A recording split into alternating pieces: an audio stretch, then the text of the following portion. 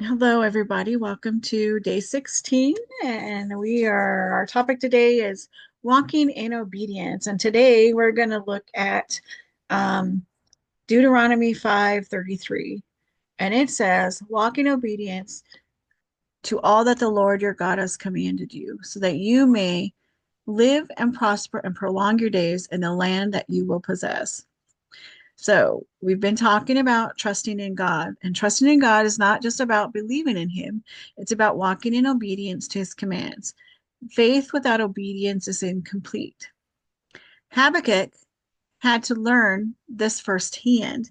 And at the beginning of his journey, we remember he was so frustrated and confused, and he was just full of questions.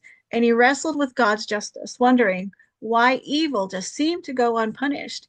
But as he listened to God's response and submitted to his timing, he made a choice. He decided to trust the Lord even when he didn't see immediate answers. He also chose to obey even when the path ahead was so uncertain for him. And he also opted to remain faithful even when circumstances for him just seemed very difficult. This is the very heart of obedience, choosing to follow God even when we don't fully understand his plan. Obedience requires trust. Obedience is not always easy, and sometimes it requires us to, one, step out of our comfort zone and follow God's calling, even when it feels risky. It also requires us to surrender our desires and trust that God's plans are way better than our own. And it also requires us to remain faithful, even in those times and those seasons of waiting, even when it feels like nothing is happening. But obedience leads to blessings. This does not mean we will always receive material rewards or an easy life. Instead, obedience leads to a deeper relationship with God. As we walk in faith, we learn to rely on Him more fully. We then have spiritual growth and transformation. As we obey, our hearts become more aligned with what He is asking of us and His will. Then we are filled with greater peace and purpose. Even in those times that we see that are difficult, we experience the security of knowing we are walking in God's path. And we know that God's way is always best. Walking in obedience means trusting that God's way is better than our way.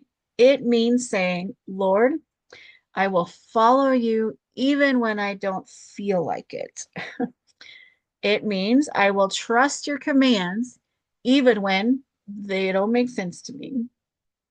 And I will surrender my plans knowing that yours are always greater. When we live in obedience, we experience true freedom, freedom from fear, from striving, and from weight of trying to control our lives.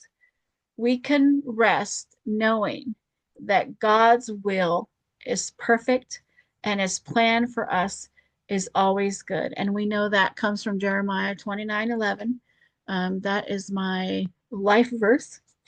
Um, so, questions for reflection today. Is there an area where God is calling you to be obedient right now? And that kind of ties back to our question from last week. From yesterday. And then what step can you take today to walk in greedy obedience to God's will? And in our lesson on Sunday, in our Sunday school class, again, these questions came up. What steps can we take to put on the full armor of God every day? That was what we talked about on Sunday in our Sunday school class. Um, and it takes commitment, and it takes um, prayer, and again, calling on the Lord regularly.